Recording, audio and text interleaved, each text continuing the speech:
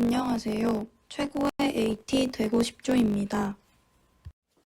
이번 1주차 영상에서는 비만에 대한 정의, 비만을 진단하는 방법, 비만에 의한 합병증, 치료 방법 및 비만을 예방하는 방법에 대해 알아보겠습니다. 1996년 세계보건기구에서 장기간 치료가 필요한 질병으로 규정한 비만이란 사전적 의미로는 과도한 체지방의 증가로 인해 대사장애가 유발된 상태를 말합니다.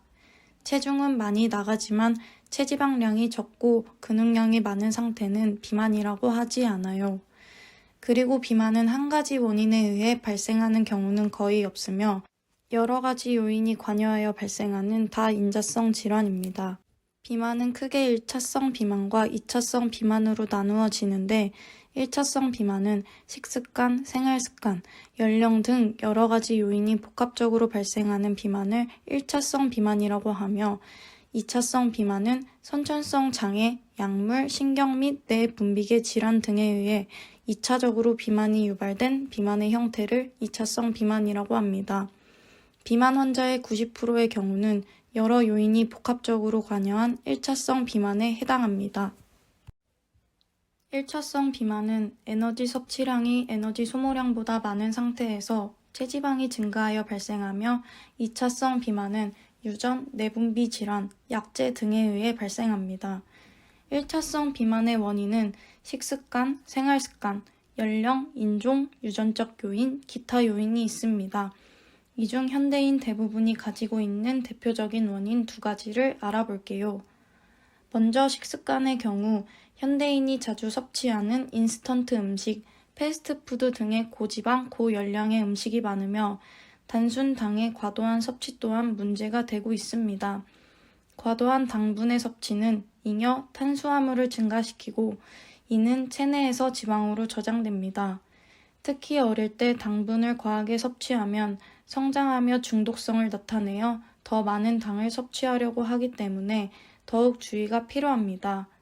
짧은 식사 시간, 소위 빨리 먹는 행동 역시 비만의 한 가지 요인일 것으로 생각됩니다.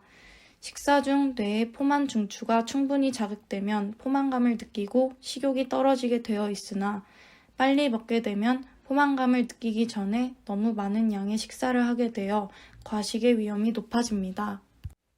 두 번째는 생활 습관으로 현대인의 경우 좌식 생활이 보편화되어 있습니다.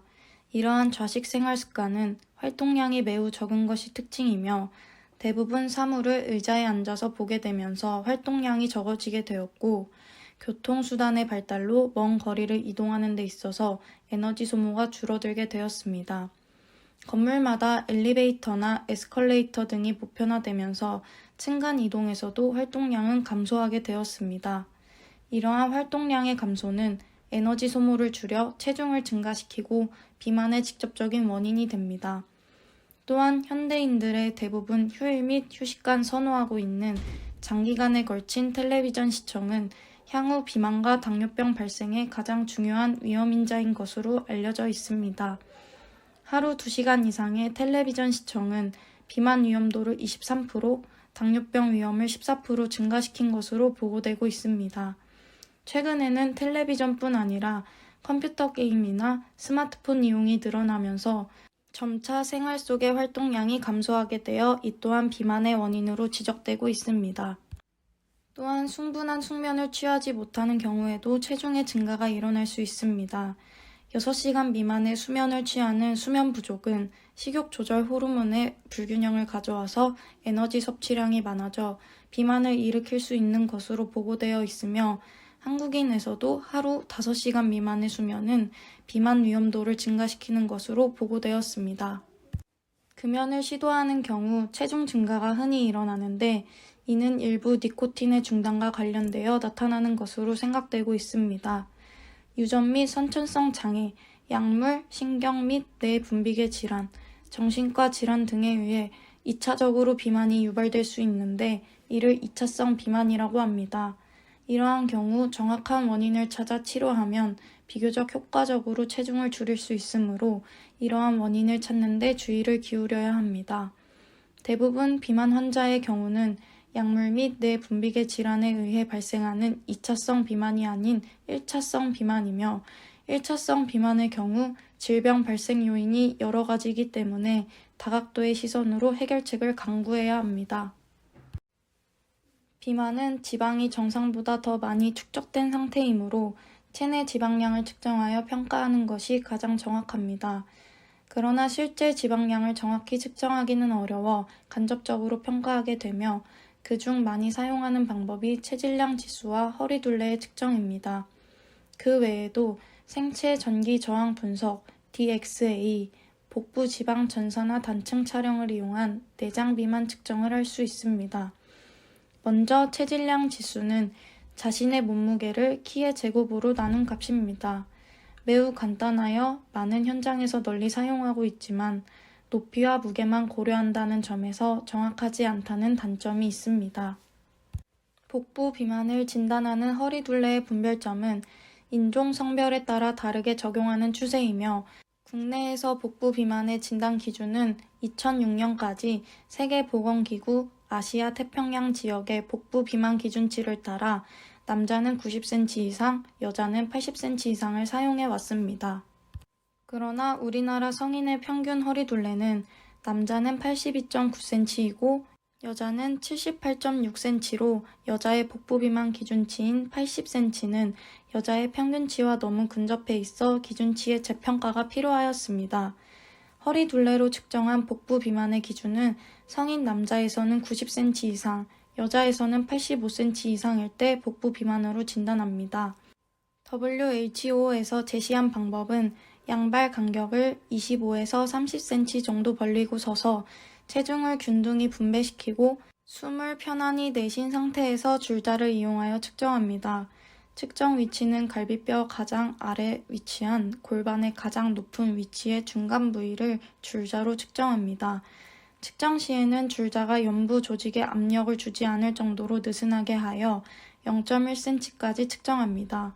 심한 비만인 경우나 출산 후, 폐경 후 여성에서는 피하 지방이 과도하여 허리와 겹쳐져 실제보다 길게 측정되는 경우가 있습니다.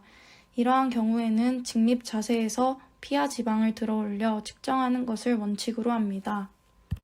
생체 전기 저항 분석을 이용한 체지방률에 의한 비만 진단은 신체의 지방과 근육은 전기가 서로 다르게 흐르므로 이러한 전기의 흐름 차이를 이용하여 지방의 비율을 계산하는 방법입니다. 이 방법은 간편하고 체지방량, 수분량, 제지방량을 측정할 수 있으며 비교적 비용이 저렴하고 재현성이 높은 장점으로 병원에서 비만의 치료 전후에 많이 이용됩니다.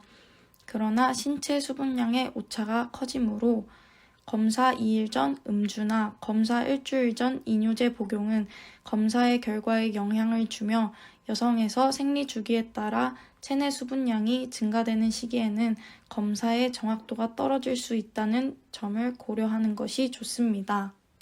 고전적으로 미국 내 분비학회에서는 남성은 25% 이상, 여성은 35% 이상의 체지방률을 가진 경우 비만을 고려한다고 정의하였습니다. 그러나 체지방률의 분별점에 대한 근거가 현재까지는 부족하므로 동반 질환을 고려하여 체질량 지수와 허리둘레를 이용하여 비만을 진단하는 것이 가장 우선적으로 고려되어야 합니다. 몸의 비중을 측정하는 DXA는 DXA 이미지의 신체 여러 조직의 비중을 이용하여 어떤 부분이 지방인지 알 수 있어 체지방률을 정확히 측정하는 데 도움을 줍니다. 그러나 측정 기계가 고가라는 단점이 있으며 작동을 위해서는 전문가가 필요합니다. 복부 지방 전산화 단층 촬영에 의한 내장 비만 진단은 복부 비만, 특히 내장 지방이 축적되는 경우 비만 관련 대사 질환의 위험성이 높습니다. 허리둘레가 복부 내장 지방량을 반영하긴 하지만 정확한 내장 지방과 피하 지방의 분포를 평가하기 위해 전산화 단층 촬영 검사를 이용하기도 합니다. 이렇듯 비만을 진단하는 방법에는 여러 가지가 있으며 상황과 시간을 고려하며 적절한 검사법을 활용한다면 효율적으로 환자를 구별하여 그에 맞는 치료 방법을 찾을 수 있을 것입니다. 비만은 비만으로 그치는 것이 아니라 각종 질병의 원인이 될 수 있으며 정신적인 질병까지 유발할 수 있습니다. 제2형 당뇨병, 이상지질혈증, 고혈압, 지방간, 담낭질환, 관상동맥질환, 뇌졸중, 수면무호흡증, 통풍, 골관절염, 월경이상, 대장암, 유방암 등이 대표적인 비만과 관련된 질병들입니다. 다음 표에는 성인 비만에 동반되는 질병들을 정리하였습니다. 우선 심뇌혈관계 질환의 경우 대표적으로 관상동맥 질환과 고혈압을 볼 수 있습니다. 관상동맥 질환이란 일반적으로 심장의 관상동맥이 좁아지거나 막혀서 심장 근육에 충분한 혈액 공급이 이루어지지 못할 때 나타나는 질환입니다. 혈관이 좁아지는 원인은 혈관벽에 콜레스테롤과 같은 지방질이 쌓이는 죽상경화증, 그리고 이와 동반된 혈전 때문입니다. 고혈압은 혈압이 정상 범위보다 높은 만성 질환을 말하며 혈액이 혈관과 순환하는데 심장이 더 많은 일을 하게 합니다. 이렇듯 비만은 혈압과 아주 밀접한 관계가 있습니다. 지방이 많으면 그 지방 조직에 공급되어야 할 여분의 혈액이 필요하고 또 비만에 따른 신경 호르몬의 변화가 고혈압을 일으키도록 유도합니다. 비만한 사람들은 비만하지 않은 사람에 비해 관상동맥 질환은 1.5배에서 2배 정도, 고혈압은 2.5배에서 4배 정도의 발병 위험이 높습니다.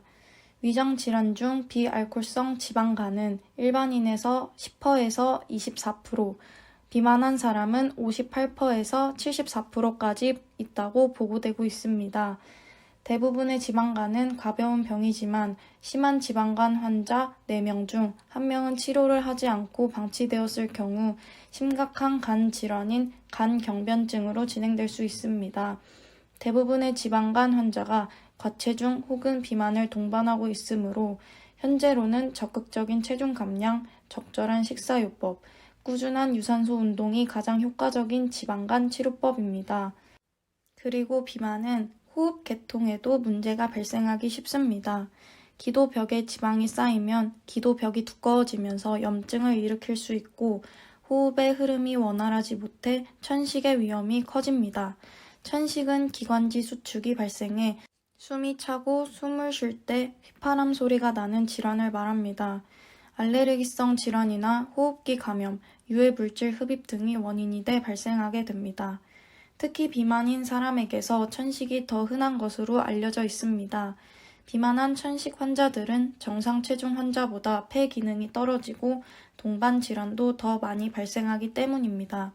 대사내분비계 질환의 대표적인 당뇨병 또한 비만에 의해 발병률이 증가하는데 비만일수록 제2형 당뇨병 발생의 위험성이 증가합니다.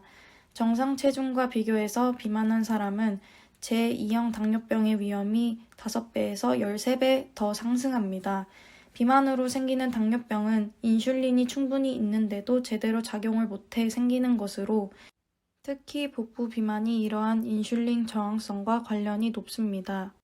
그리고 비만은 여러 암의 발병 확률 또한 증가하는데 그중 간암은 대한간학회 연구에 따르면 비만한 사람의 경우 그렇지 않은 사람보다 간암 발생률이 1.69배 높고 간암 사망률 역시 1.61배 높았습니다. 특히 비만한 정도가 심할수록 간암 발생률 및 간암 사망률이 비례하여 증가하였습니다. 비뇨생식계 질환으로는 다낭성 난소 증후군, 유산, 임신성 당뇨병 및 고혈압과 같은 임신 합병증, 소아의 경우에는 초경이 빨라지는 사춘기 발현 이상이나 성조숙증이 나타날 수 있습니다. 비만한 여성은 체내 여성 호르몬의 균형이 깨지면서 생리량과 주기가 불규칙하게 되며 심할 경우 생리가 없어지거나 불임이 올 수 있습니다. 이러한 위험 증가는 성인기에 비만해진 경우뿐만 아니라 소아기나 청소년기에 비만해진 경우와도 독립적으로 연관되어 있습니다. 또한 비만은 체중을 지탱하는 관절, 특히 허리와 무릎 관절에 지속적으로 무리를 주게 되므로 비만인 사람들에게는 관절염이 빨리 찾아오게 됩니다. 특히 허리와 무릎의 퇴행성 관절염과 추간판 탈출증은 비만과 관련이 많습니다. 요통 위험의 증가가 비만한 사람에게서 흔히 나타납니다. 요통은 신체 활동량 저하를 초래하여 비만도를 증가시킬 수 있고 역으로 비만이 척추에 기계적인 부담을 늘려 요통의 위험을 증가시킬 수도 있습니다. 더불어 요통으로 걸음걸이가 변하여 척추의 충격 흡수 효율을 떨어뜨리면서 척추의 부담을 더욱 증가시킬 수 있습니다. 그리고 비만한 사람은 종종 차별과 불이익을 경험하여 정신심리 질환 문제를 일으킬 수 있습니다. 소아, 청소년 및 청장년층에서 비만으로 인한 심리적 위축과 우울과 불안이 관찰되며 이러한 심리적 문제는 건강 전반에 걸쳐 부정적인 영향을 미치는 것으로 알려져 있습니다. 비만한 사람들, 특히 젊은 여성들이나 어린이, 사춘기 학생들은 뚱뚱한 것을 부끄럽게 여겨 심리적으로 위축되어 있는 경우가 많습니다. 심리적으로 위축되면 일이나 학업에 의욕을 잃게 되고 불안, 우울 등과 같은 정신적인 문제가 생길 위험이 쉽습니다. 이로 인해 지나친 다이어트나 체형에 대한 집착으로 폭식이 많아지고 신경성, 식욕부진이나 대식증 같은 섭식장애가 나타나기도 합니다. 그 밖에도 발생할 수 있는 기타 질환에는 피부 감염, 치주질환, 마취시 위험성 증가, 림프 부종 등의 문제가 발생할 수 있습니다. 이렇듯 비만한 사람은 체중이 정상인 사람에 비하여 여러 가지 질환들이 동반될 위험이 증가합니다. 그렇다면 이렇게 여러 가지 합병증을 발생시키는 비만을 치료하는 방법은 무엇이 있을까요? 비만을 치료할 수 있는 방법에는 크게 행동치료, 식사치료, 운동치료, 약물치료, 수술치료의 방법이 있습니다. 이 중 식사조절, 운동 및 행동조절의 병합은 비만의 치료 및 예방에 있어 가장 효과적인 방법입니다. 또한 약물치료나 수술치료가 필요한 경우에도 이러한 생활습관의 관리는 반드시 필요합니다. 체중 조절은 평생의 문제이기 때문에 식습관을 비롯한 생활습관을 바꿔야 한다는 권고는 일상생활에서 살을 찌게 하는 잘못된 행동은 줄이고 건강하게 만드는 행동을 늘리는 것이 결국은 진정한 비만의 치료라는 것입니다. 비만의 행동치료라 함은 다양한 치료 영역에서 행동치료적 기법을 적용하는 것과 비만 치료의 한 형태로서 프로그래머된 행동치료를 적용하는 것을 의미하므로 비만의 다른 모든 형태의 치료, 즉 식사조절, 운동요법 및 약물요법에도 적용됩니다. 하지만 특히나 요즘처럼 코로나19로 인해 체육시설 이용이 제한적인 시기에 어떻게 관리해야 할지 막막하죠. 그래서 거창한 도구 없이 집에서도 할 수 있는 홈 트레이닝 방법을 소개해 드리려고 합니다. 비만을 예방하기 위한 홈 트레이닝 동작들, 어떤 것들이 있는지 영상으로 알아볼게요.